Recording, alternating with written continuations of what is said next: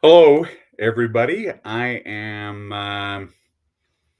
happy to be here today. I'm going to be alone today. Kirk's out of town, so just me. But wanted to tackle a subject that we get asked all the time, uh, and that is how can I pair my radio to your intercom? So a lot of people are becoming aware about our intercom and what makes it unique, um, the stereo aspect of it, um, the four volume controls, basically having every feature that you could ever want on an intercom. Um, so draws lots of people, but sometimes they want to have their radio being used to it. Maybe they want higher wattage. Maybe they've got one that they just love that they've had forever. Lots of reasons why people want to use their own radio. They know it. They're familiar with it. Um, So I just want to talk about that a little bit in this episode today. Um, so the first thing that I'm going to do is just talk about the technical, like what that means if you wanted to pair to it. So this is the back of our intercom right here. So as you see it, you can see that we have a radio port right here, among other things. Here's all our headset ports, our PTT, and our interface ports. But there's just a 3.5 millimeter connection to that's coming out of the back of the intercom. And I'm going to start by, well, what we call that cord that connects the intercom to a radio. We affectionately refer to it as our secret sauce cord. And the reason it's our secret sauce cord is because it is a secret that has to be cracked for every radio. And so we've cracked it for ours. We've cracked it for a couple others. And so that's why we call it that. So here's what ours looks like, the back of our radio. And so you can see ours has a 3.5 millimeter port on the back of it. So it makes the connection cord between the two this. It is a 3.5, it's a short little 3.5 that plugs in to each one, and it's a really clean connection. A lot of the um, radios that you've probably seen um, have a cord coming out of the front. Our original radio had a cord. Our original connection had a cord coming out of the front. No, it didn't. It was something else. It was a cord coming out that looked like a cord coming out of the front, but it really wasn't a plug. But the RJ45 plug sometimes will plug in the front, and people will do that to connect their radios because that's where the mic port is. So most radios have this 3.5 jack on the back, but it's just a speaker. So, I mean, seriously, that's like, I want to say 100% of radios that have a port that it is the speaker only. But our radio is the exception to that. It has, you can see right here, a headset jack on it. And I don't know if you can, how well you can see that. You can see it a little bit better right there in the light. That little headset jack on the side. So that is what makes our radio unique, is that it's got a headset jack. So it is porting the mic out the back of the radio. Now, if you have a radio that doesn't have this port on it, and you want to connect to our intercom, I guess you can, if you're going to do it yourself, and there's a lot of people who have the skill to do this, but to those people, I would still say, not worth your time. No matter how much you love your radio, it's not worth your time. Unless you want to work for about $1 an hour, for as many hours as it's going to take you to do this. I'll show you how to do it, but I'm just going to tell you up front, go ahead and just buy our radio. It's not that expensive, and you'll be very glad you did for the amount of time it takes you to do that, to build that wire that would connect the two in there. But in case you want to, here is the pinout. All right, so this pinout is documented on our website. If you go under technical support downloads and then look at, there's two of them that have the ones on the G95 and one's on the DB90. They both have the same documentation on it that shows this pinout, but you need to have your wired ground on the tip, and then the mic is the second one, and speaker is the third one, and the PTT is the fourth one. I guess I went in reverse order. Okay, oops, I did it backwards. Sorry. Repeat. Ground is the one that's on the base. Speaker is the one that's the second. The mic is the third one, and the PTT is the tip. So that's the pinout that you have to match on your cord for it to connect. And what you would have to do is you would have to snip, get a cord that's TRRS, and you'd have to snip off the end, strip back the wires, and put a continuity tester on each wire to find out what color corresponds to each one of these rings. And then once you have that, then you would have to go to your radio and figure out where is the speaker on my radio. Well, that one would probably be pretty easy. It's the port on the back. Okay. Where is the PTT on my radio? How do I get to that? Well, I know I got a hand mic and it's got a PTT on it. It's probably up there in the front on that RJ45 plug. So you got to find out which one of those wires is the PTT. And a mic is up front too. So you go up there to grab your mic, and you could probably grab your ground from either your speaker port in the back or from the RJ45 in the front. But you're going to be fabricating your own wire. Those wires are like as thin as a human hair. They are really a pain to work with, and they're really easy to get shorts in them because they're so small. So custom making your own cord to make that happen, it's a lot of research and a lot of slow moving, meticulous stuff, but it's doable. That is how you can do it if you would like to spend the time. I personally would prefer just to pick up our slick little radio because it does pretty much everything you're going to want to have done. And we got a lot of training videos on it. So even if you're not up to speed with it and you're like, hey, I don't want to get up to speed, we're doing all we can to make that that process a lot less painful and to give our customers the ability to do things that most don't know how to do, because then they can be the radio gurus, and you're not. Everybody's at the trailhead going, "Oh, what should we do? How do we do this? I don't know how to do this. I don't know much about radios."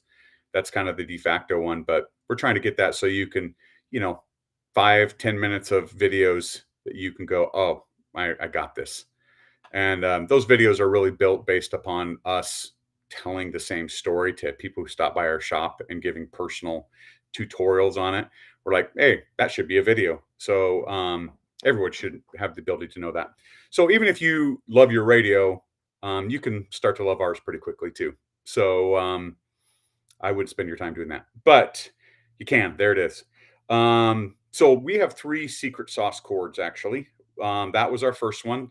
Goes to your, I call it a dash mount radio. If you want to go with your handheld radio, we have one that does that as well. And so that cord looks like this. So same 3.5 that goes into the back of the intercom, and that this cord on the end has a K1 connection on it. So this K1 connection, you probably recognize this maybe from some handheld radios, is a really common one. I believe it's Kenwood who did this first, but I'll just take our little radio and you can see what that looks like. So if you want to see if your little handheld radio has got that, you just pull open there. If you find a little cover like this and see if there's 2 ports like that. And if there are, what this does is plugs in just like that. And then the other end goes to the intercom, and the PTT You don't have to run the PTT on this. The intercom has a PTT port on the back of it.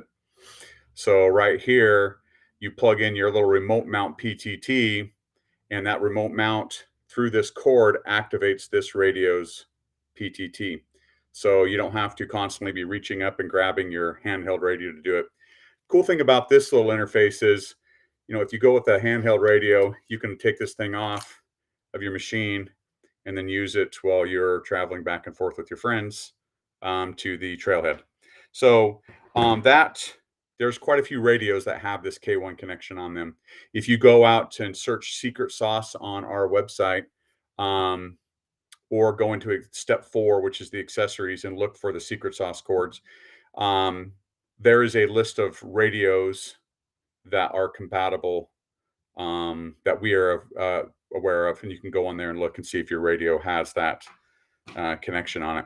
We actually also have that with our dash mount secret sauce cord as well. There was only 3 radios on there that that were compatible that we have found. Why don't I do this really quick? Share screen. Let me see here. Downloads. I'll go over to. Okay, yeah. Okay, so I'll share my screen here. All right.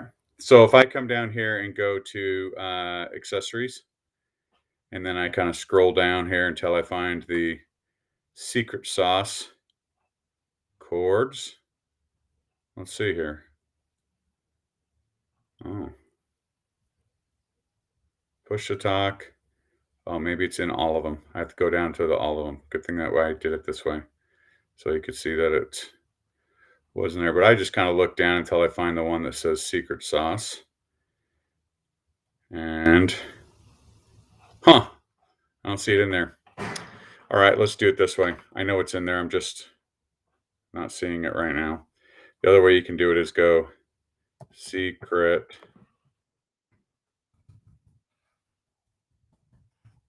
sauce.